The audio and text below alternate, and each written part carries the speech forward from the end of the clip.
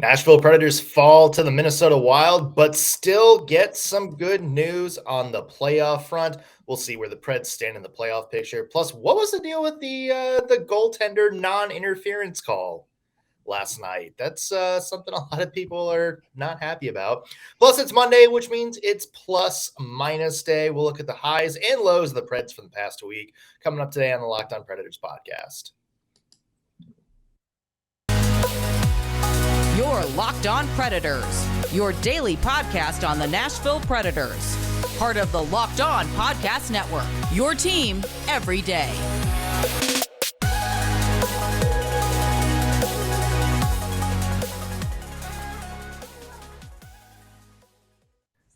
Thank you for making Locked On Predators your first listen of the day. I'm Nick Morgan. I'm a writer and editor at ontheforecheck.com, and I have a partner in crime.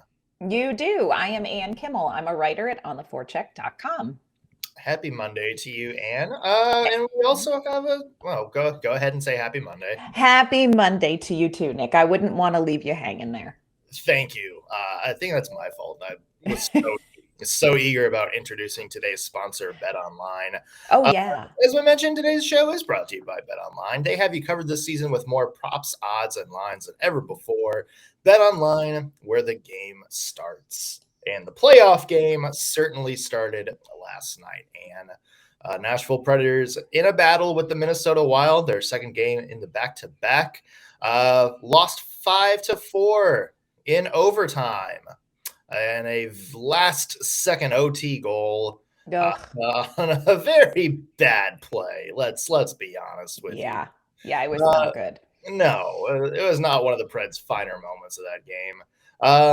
What's your one word to describe last night's game, Ann? So this is probably before your time, which hurts my heart a little bit, but I'm going to go with it anyway. Do you know what Schoolhouse Rock is?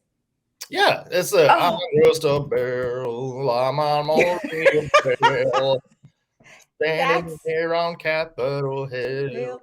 That's it. So Schoolhouse Rock was a huge part of growing up. It's how I learned 99% of the things that I needed to know in high school, like the preamble to the Constitution, how a bill becomes a law, all that stuff. But one of my favorites is one called Interjections. I don't know if you remember that one. Interjections show excitement or emotion. They're generally set apart from a sentence by an exclamation point or by a comma when the feeling's not as strong. So when you're happy, hooray, or sad, aw, or frightened, eek, or mad, rats, or excited, wow, or glad, yay, an interjection starts a sentence right. See, that was keep going. I mean, I'm just saying I could, but I won't. But that was the whole experience for the game against Minnesota. It was one interjection after another. It was like, eek, oh, they turned it over again. Wow, look at that amazing goal. It just was one thing after another. And so my one word to describe the game is interjection. Sounds like the day of a life of somebody that's just on cocaine. That's a little bit what this game felt like. I mean, it was like the minute you were like, okay, we got this, then it was like rats, something would happen. So yeah, it was one interjection after another. I don't think fans were singing that song either in the stands last night. No, I think there were some other things going on. No. Do you remember it's like the choose your own adventure story? Yes. Loved them. You're coming to the door. If you want to turn around, go to page 16. If you want to move forward, continue to the next page. Love those. Yeah. That's kind of how I feel about the aftermath of this game.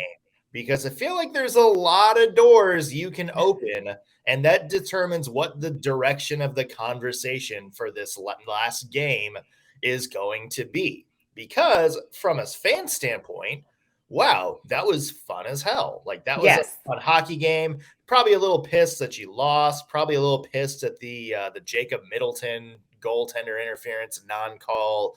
We'll get to that in a second. Oh, we will. Yeah, if you're looking this just from like a big picture standpoint, you're looking at this and saying, you know what, the Preds got the job done. They got a point. They're I think according to 538, now have a 97% chance of making the playoffs. I think basically all they have to do is win one of their last 3 games and they're in at this point. If I'm looking at that math correctly. And then if you want to look at this from kind of an in-depth analytical standpoint, there's probably a lot that doesn't make you encouraged about, the rest of the year moving forward. So it's weird because it's like one of those like choose your own. It's like, if you want to be happy and optimistic, let's go to page 5 and talk about the Preds battling back multiple times to steal a point. If you want to be angry, let's talk about the non-call. If you want to be a pessimist, let's go and talk about all the turnovers and the penalties and blah, blah, blah, blah, blah. So it's like, it feels like the direction this conversation can go really depends on what viewpoint you want to take of this game. It's true. Yeah, no, that's a fantastic one word for it. Now, I will tell you this. I loved those and I would check them out of our elementary school library. But I found out I'm super risk averse because I always had the shortest adventures.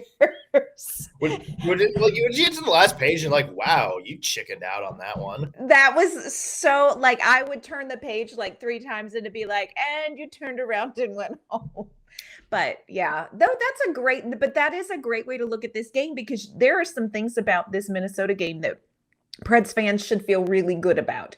There are some things that are very encouraging. There were some performances by players that were encouraging, but then you look at something else and you think they played shorthanded for over 4 minutes. You know what I'm saying? Like, it's all in how you look at it. That's a great analogy. Wow. That's my interjection. There's your interjection for that. There's my interjection. Were you one of those people that finished like one line of adventures all the way through, or did you like go to the page, see what happens, and then go back and be like, okay, now I want to happen if I choose this one? Oh, I'm still the person that looks before I choose. Absolutely. Yeah. I don't want to get like shot in the head like Joe Pesci and Goodfellas as soon as I walk through. Right. Yeah. No, I need to know. Yeah. That was me. Yeah, I mean, it was such a hodgepodge of the game. And as we expand it a little bit and look back to that Tampa game too, yeah, I mean, it's really like such kind of a bipolar way of looking at it because I look at the Tampa game and the Preds didn't play bad. Like I wouldn't say the Preds played bad. They just got outplayed. And I kind of feel the same way about the Minnesota game too. I mean, there's a couple of things like being shorthanded for 7 different eternity. But there's also a lot that it looks like, the Preds aren't really getting bodied in this game. They're just getting like outplayed. Like they're not doing a whole lot wrong. It's just like Minnesota is just that much better of a team. And I felt that way with Tampa too.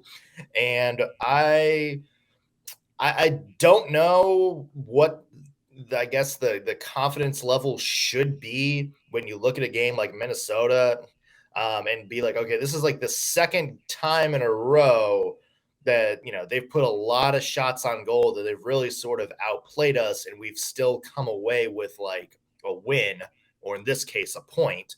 Right. Because a lot of people, I mean, when the Ryan Johansson hat trick game happened a couple of weeks ago, 6 goals, a big, everybody was talking about, wow, it's kind of a blowout. And you look at the stats from that game and it's kind of like, wow, Minnesota actually kind of outplayed Nashville for the majority of that game. So I don't know what the confidence level is when you kind of look at that and be like, okay, well, the Preds kind of stayed in it. They got the point. They did what they needed to do. They just didn't really control the game at any point in time. I think that's been an issue all season long, though. Kind of setting an appropriate confidence level with this team has sort of been an issue all season long, where there was a point in time where we were like, yeah, this is a competitive rebuild, and it might not even be that competitive. And then, when the Predators kind of went on a tear, it was like, okay, now wait a minute. This is a team that's got the ability to, really make a move in a postseason run. And then it's like the second half of the season, it has been so up and down with this team. It's very difficult to gauge what the confidence level is as a fan. I think that the team has done a decent job through the ups and downs of kind of remaining relatively confident, but it's been a ride this second half of the season, and it's hard to know how to look ahead to a postseason run based on what this team has done since, February, March. Yeah, and it's going to be interesting to kind of see what it does going forward. We're going to talk about where the Preds are in the playoffs. Also, that Jacob Middleton call. Oh, come on. Had some thoughts on that one, and some more history for the Preds players and what's already been a historic season so far. Do want to mention that today's show brought to you again by our friends at BetOnline. BetOnline is your number one source for all of your betting stats and sports info. We, of course, got the NBA playoffs in full swing. MLB just started up. Exciting baseball so far. And, of course, next week, we got the Stanley Cup playoffs. So a lot is coming up. And if you want all of the updates on the sports developments, league reviews, and news, you're going to want to go to our friends at BetOnline. That's because BetOnline is your continued source for all of your sports wagering information, from live betting to playoffs, esports, and more. Plenty of prop bets, money lines, all that kind of stuff. However you choose to gamble on sports, they have you covered. So head to the website today or use your mobile device to learn more about the trends in action. Again, that is betonline.net, where the game starts. Well, this is the last week of the regular season. That means tomorrow is our last Hot Take Tuesday regular season.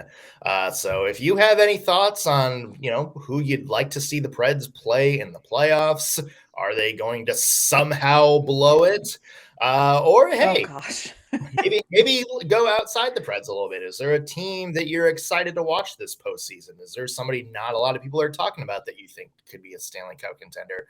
Let us know. Tweet us at LO_Predators or just comment on today's YouTube video. We may break down your take tomorrow on our Hot Take Tuesday show. Speaking of hot takes, Anne, Jacob Middleton falls down, slides David Redick, and somehow that is the fault of Luke Kunin. Yes, apparently Luke Kunin's aura, his force field, his sheer presence nearby was enough to fell Jacob Middleton. This was, and again, I've said this before, and I will always say this. Refereeing a game is a very difficult job. It's not a job that I would want. But when you review something and you have the luxury of slow motion and you have the luxury of looking at it over and over again, how you land at somehow Luke Kunin caused this and it was not goalie interference, I will never know. Now, I will say the Predators did a great job killing the subsequent 5-on-3, which was a huge momentum shift. But what a bunch of bunk. This was a bunch of bunk. And here's the thing, maybe if you saw Middleton slid in to Redick or fell down and they said Kunin was kind of pushing him into him still, and that's why Redick couldn't get up. But that's not what happened. No. That's not what happened at all. Middleton fell, Kunin was on him, but there was no contact, there was no shove. He just lost an edge trying to stop in front of the net, and because he fell, Kunin just happened to fall on top of him. Yes, it was the effect, not the cause. Yeah, and it's clearly, if you go back and look at the replay, you see it. That's clearly a goaltender interference, because it's not the aftermath, it's the initial contact. Right. And yeah, it was bad. Into Redick, and then that happened to be when Kunin was also down and kind of in front of Middleton. Now, if it's one of those things where it's Kunin's just holding him down in the crease or laying on top of him for something, and the play goes on for 5, 6, 7 more seconds, and then Minnesota scores, then you can look at that and be okay, you know what? That's probably right. Kunin for, not being in the play. But again, that's not what happened. Like there was like, the shot was right after that. Then came the scramble in front and then the play. So it's like all the same play that started like a second after that happened. So yeah, the refs absolutely got that wrong. And I know our friend Seth over at Locked On Wild doesn't think so, but he's wrong. We love him, but he's wrong. Clearly. Yeah, and that's not even like the Preds homer opinion. No, that is one that's gonna need a little maybe just an email or a chit chat, because that was a blown call and a big blown call. That was a huge that made a huge difference in this game for the Predators. And blown call. Like, and again, I hate to criticize the refs, don't want their job, but when you then have the luxury of looking at it back, there's just no way that isn't goalie interference. I mean, it is a classic case. So very frustrating in this game. But again, I thought the Predators did a good job. I think what followed showed sort of the mental toughness and the maturity of this team, where that could be something that would take this game off the rails when Minnesota's awarded the goal. And then God love David Riddick. He gave a little love tap and got called. I don't blame him. Yeah. Oh, the fact that the stick didn't go somewhere else is astounding. So the Predators had a 5-on-3 to kill for 2 minutes, and God love them, they did a great job. They stayed focused. Carrier, Ekholm, and Sissons were on that kill for over a minute, and just phenomenal play on that. It shouldn't have happened. It shouldn't have happened like that, but it did, and it is what it is, I guess. Yeah, that might come up a little bit in today's plus minus, by the way. Mm-hmm. I thought the Predators did a really good job. It's like fitting that, after that 5-on-3 that was killed, it was 2 power play goals, kind of that same sort of second chance net front scramble. Yes. Sort of situation, I thought, just because of course they were, that for some reason they were going to review the Matt Duchene goal because Ryan Johansson happened to be like, in the general vicinity. And he did make contact, even though he was like clearly shoved by guess who, Jacob Middleton. But I was watching that play, and I was watching Dean Evison on the Wild bench, like looking at it, and I'm like, if he reviews this and this gets overturned, that's like, there will be rioting. That is textbook example of somehow the NHL hates the Preds. Right. Not that I believe that storyline anyway, but. Well, it's, and I blame Tim Peel, because you know what, you hot mic'd us, you let us in, we saw behind the curtain, and now we're just a little bit suspicious in Nashville. Yeah, the curse of Kevin Pollak lives on. Yeah, not good. Playoffs. So, the Predators are in good shape right now. Pretty much everybody in the West that matters at this point has played 79 games. LA and St. Louis already have played 80, but they're in extremely good shape. St. Louis has already clinched. They're already in the top 3, so that doesn't matter. Right. As it stands now, according to 538, the Preds have a 98% chance of making this postseason. They are 4 points ahead of Vegas with 3 games left to play. So, hey, never say never. Gosh. Yeah. So, of course, all it is, but, Vegas last night, it could have been a very different story last night, because Vegas basically had the game won against San Jose and wound up blowing it in the final seconds. I'm so here for that. Can we just take a minute? I am so here for that. And I want to give a shout out to Nick Bonino, who had 2 goals in that game. Nick Bonino, we always loved you. Yeah. I think somebody said, is this the most the Preds have ever cheered for the San Jose? For real, it feels a little weird. Yeah.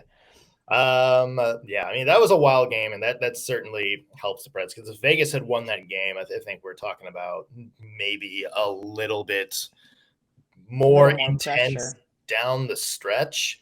But if I'm doing this math right, and that could be completely wrong, believe if the Preds win one, then they should be good because it shouldn't matter no. Basically, I think if they win one and Vegas doesn't win the next one, they're in for sure. But yeah, it's at the point where if the Preds win one, then they're probably smooth sailing from there. Yeah. Well, and here's the thing, regardless of getting into the playoffs and like, you said, percentage wise, it looks good for Nashville. Nashville needs to come out and have strong games against Calgary and Colorado and Arizona. I mean, with the way the season goes, let's not exclude Arizona, but it would be very good for this team to come out and have strong performances against those two top teams. For confidence, I think, for just getting some momentum heading into the postseason. So I think the next two games are really important. Would love to see the Predators get a win over one, or hey, let's say both of those teams. Just throwing it out there. I don't think you want to go into Colorado at Colorado needing to win, like having that be a must win. Yeah, that's a lot. That's a big ask. Yeah, at this point, I don't really think you want to go into Arizona. No, you really don't. You just don't. No, let's just win Tuesday night at home against Calgary and just wrap it up. That's right. So it is going to be interesting to see. Again, Nashville has Calgary, Colorado, and Arizona. Vegas has Dallas.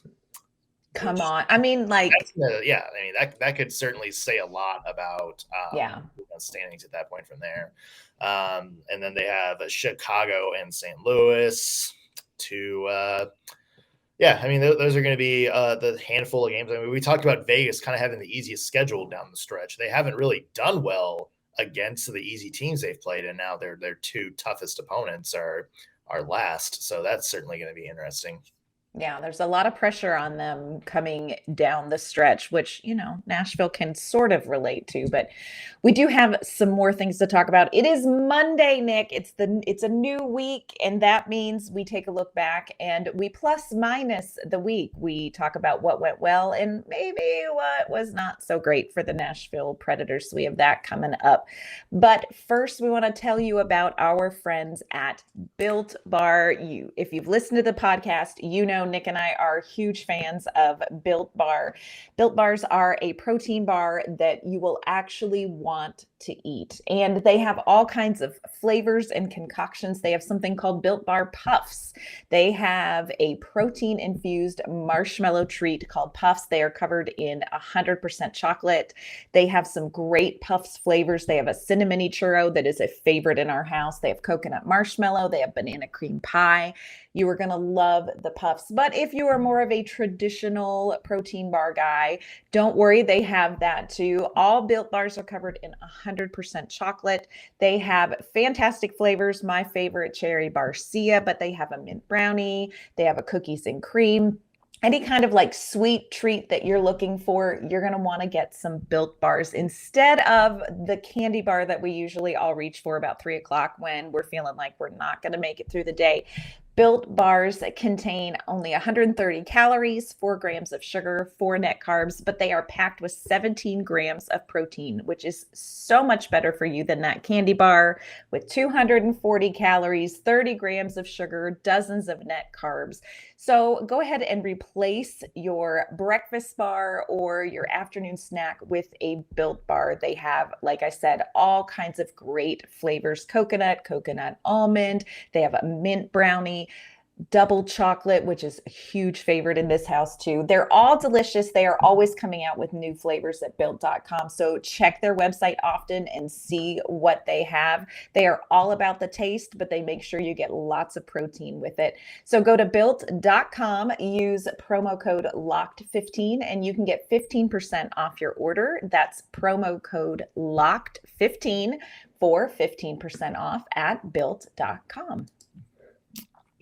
All right, so it's Monday, and that means for plus minus, where we give pluses to the Preds players or things or topics that we thought were awesome, and minuses to all the things we thought were absolute trash. And maybe some things that need improvement. There you go. And would you like to start us off with a plus? I would love to start us off with a plus. So this has been a season of records breaking, and I want to give a juicy plus to Filip Forsberg, who joins my boy, Matt Duchene, in the 40 goals in a season club for the Nashville Predators. And this is big because Nashville hasn't had a 40 goal scorer in franchise history until this year. And Duchene and Forsberg have been going back and forth. And I think it's been great for both of them. Filip Forsberg got his 40th goal this weekend. And I just want to say congratulations and sign a contract because we want to have you back. So fat plus to Filip Forsberg. Please sign in this dotted line of this commemoration form we have here. Mm-hmm. Yeah. Don't look at the 8x8 on top of that. That doesn't mean anything. You don't need to read that. You don't read it. No. Speaking of history, Ann, let's give a shout out to Roman Josi. Saturday against Tampa Bay, hit the 90-point plateau. Just incredible. First, not only the only Predators player to ever hit that 90-point plateau, but the first NHL defenseman to do so on any team, any year since Ray Bourque back in the early 90s. I mean, incredible. That is elite company. And there's only been a handful of players who have done that at any point in their careers. So, I mean, that's incredible that Roman Josi has been able to do that. It's still wild to me that there's a lot of people arguing that he's not going to win the Norris. I'm not going to say I don't understand the argument, but I think when you do something that hasn't been done in almost 30 years, and the last guy to do it was arguably one of the best defensemen to ever play the game, I think that deserves some consideration. And yes, regardless, Roman Josi is having an MVP type season. This season has been incredible for Josi. And, we thought his Norris Trophy winning season a few years ago was big, and he just continues to get better. So I would agree with you. Always a fat plus for our friend Roman Josi. Now, we do have to say some hard things on this podcast, and it's not always fun for us, but I want to give a minus to the Stadium Series jerseys. Not because of the font, not because they go outside the lines, but because we cannot win in them. Yeah. The stadiums, we are 0-3-0 in the Stadium Series jerseys, and this hurts my heart a little bit because they started to grow on me. So let's just scrap the Stadium Series jerseys for the rest of the season. We're only a little stitious, but let's just make all of the concessions that we need to just in case and not wear those Stadium Series jerseys again. So frustrating. I can't remember who it was, but somebody on Twitter broke it down where it was since the Winter Classic, they did a thing of whenever the Preds have worn special jerseys. Oh gosh! Included the Winter Classic jerseys, which included the reverse retros last year, and including the Stadium Series this year. And they only had they won only 1 out of 4 games with those. It was something wild like that. So yeah, maybe the Predators need to just stick with what works. Just stick with the old standby. Stick to the old standby. Yeah. I'm gonna give a minus this week. We talked about the penalties. Predators once again very, very reckless in the penalty box. That is something to me that's a huge minus. It's going to burn them. I mean, it burned them twice last night. And it certainly burned them against Tampa too. I mean, that is something that the Predators are absolutely going to need to clean up. But I'm also going to give a minus, Ann, to Chris Mason in the broadcast booth. Oh, come on. Do it. There was a moment last night. Genie in the Bottle was playing on the intercom. Mm-hmm. Chris Mason goes, yeah, Genie in the Bottle. Preds rocking out to some Britney Spears. Oh, come on, Chris Mason. Even I got that one. Bottle right. is not Britney Spears. It is Christina Aguilera Put some damn respect on her name, Mace.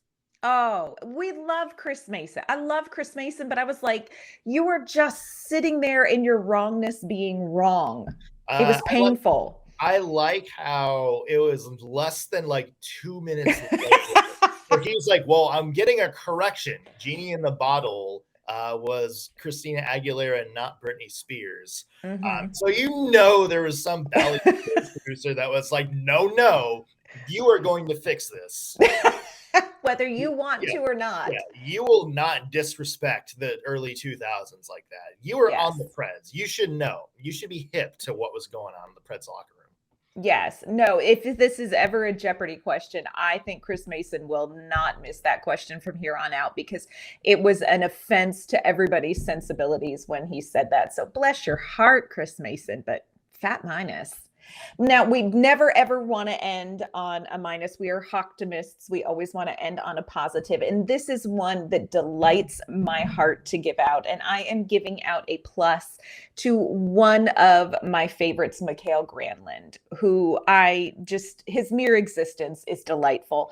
But he has now a new career best in assists. His career best previously was 46 when he was with Minnesota back in 2017-18, and he now has 48 assists on the season.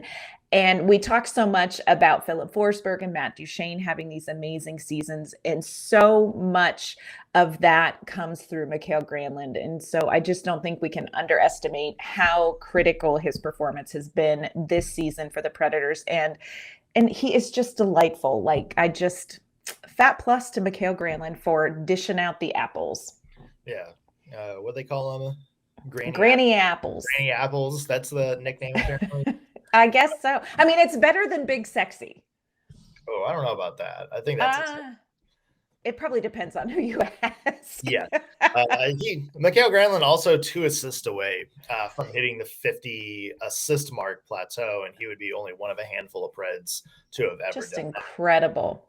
That. Yeah. My last plus of the day, and we kind of talked about it earlier, I'm going to give a plus to Alexander Carrier. Yes. We have talked about this guy so much this season. But it really feels like it cannot be understated how much of a hidden gem the Preds have found in Carrier this season. Last night was absolutely phenomenal. We was on the ice for basically that entire 5-on-3 penalty kill, made a couple of really good plays on that one to kind of shut the Wild down. Played at 6 minutes of shorthanded time. And, he's not just a stay-at-home defenseman. He also played at 2.5 minutes of power play time as well. This is a guy that does a lot of really good things. He is like the definition of a utility player. I mean, the Preds can basically use him in any kind of role they see fit.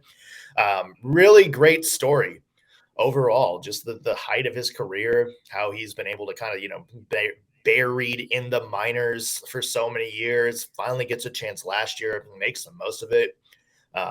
Coming into this year still with a little bit of shred of doubt from people, and look at him now. I mean, he is easily, I would say, maybe the number 3 defenseman on the Preds depth chart. Yes. He's going to wind up being a valuable piece for this Preds defense for a really long time. Yes, I would agree. I think Carrier has had one of the best seasons, just very quietly, but he has had one of the best seasons for the Predators. And that's something because they've had some defensive struggles with injuries and kind of trying to nail down that third pairing. But Carrier has been rock solid, I think, this whole season. So 100% agree with you. Love him. Yeah. Definitely going to be kind of a fun thing to watch him develop. Yes. Predators take on the Calgary Flames tomorrow. That is also a must win. We'll have a full preview of that game on tomorrow's show, plus Hot Take Tuesday. Remember to get your hot takes in. Can be about the Preds, can be about hockey, can be basically about anything. Ask us if you think a hot dog is a sandwich. Yeah. We'll get into all of that good stuff on tomorrow's show. Until then, Ann, where can the people find your work online? You can find my work at ontheforecheck.com, and you can find me on Twitter at AnnK_Mama on Ice. I'm Nick Morgan. You can find me at ontheforecheck.com. Also, be sure to follow the podcast on Twitter at LO_Predators. If you're watching this on YouTube, be sure to like the video, subscribe, leave a comment, give us your hot takes for tomorrow, or let us know if you had a thought on anything we talked about today. That's going to do it on today's Locked on Predators podcast. Thank you for making us your first listen of the day. We'll be back tomorrow for a brand new episode. We'll see you then.